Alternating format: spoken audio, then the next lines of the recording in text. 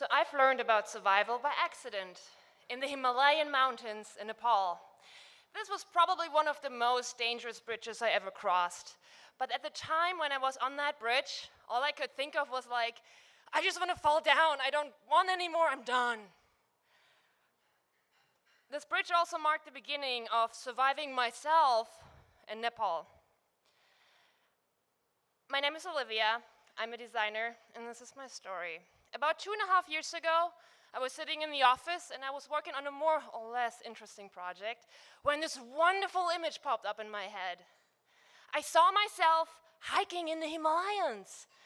I was watching my own movie, and I was the star, and I was like walking across, and the wind would blow through my hair, and soundtrack occurs, and I was the hero. I really liked that image, and I wanted that.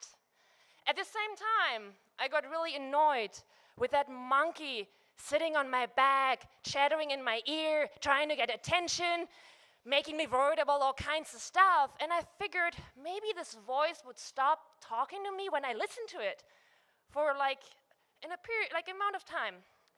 So I had two goals: clear up the clutter and to find some epic nature. So I decided to go on a trek in Nepal, to there speak out aloud all of my thoughts, and to turn all that into a book, because I'm a designer. And I called this project very ambitiously Awakening, because I figured I would go up really high and maybe I would find some clarity and I would wake up. And for real though, I had no idea where I would get myself into with that. I got a grant though, and I went with a voice recorder to Nepal, ready to explore my stream of consciousness. And being in Nepal was liberating because I couldn't understand anything, but I would make my way through a colorful, dense, and chaotic world. A day before I started my recordings, receiving one email from my partner at the time, and he breaks up with me. And I was completely devastated. Everything was 100% more intense, and I couldn't react on it, and it just destroyed this beautiful dream of security and love I had. But all I could do was keep going with the project. So I went into the wild and right into my personal hell, talking to myself like an idiot while I was alone in the mountains. I verbalized each thought I had, and my stubbornness probably helped me a lot to keep going with this exhausting task.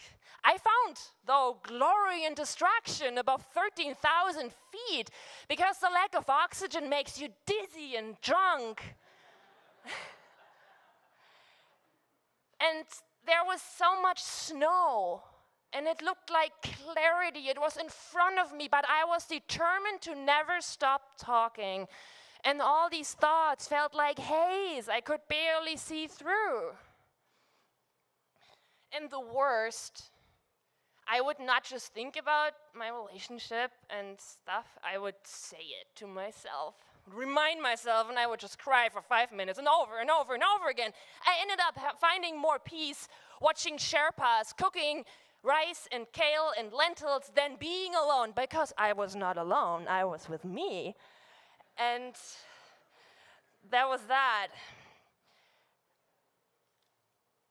The moment when I finally stopped recording, I stopped talking, was magnificent, because I discovered the contrast between all that clutter and white space. I could finally be where words are secondary.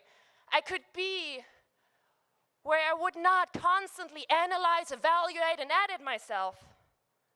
It was great. I went back home and I was overwhelmed. I had 166 hours of talking and 160,000 words to transcribe. It was a lot of work, and design helped me a lot to separate and kind of see through it and understand it a little bit. This is how 1 hour looks like. All of the thoughts of 1 hour fit in one of these circles, but the size of the font is 2 point. And what I like about it, that each thought is neither important or meaningless, but it's all part of my life. And as I saw that in front of me, I realized that no matter how many questions I would put down on paper, I wouldn't get any answers back. And it was just like nature. Nature wasn't answering any, as well, but nature wouldn't ask me questions too. But I would, all the time. And it was design, all these pictures and words and photos and white space, just like the snow of the Himalayas, that helped me to transform this experience into a book I could then share with the world. And I believe we need white space, but I think we really gotta mean it. And white space can give things a soul. Design was also a path which helped me to embrace and my own imperfection and to have a more of a healthy relationship with that monkey on my back. And it also helped me to honor the beautiful impermanence of emotional sensations. Eventually, I came back across the same bridge, and I did not just survive 8 days of talking. I survived what I was doing with me for years.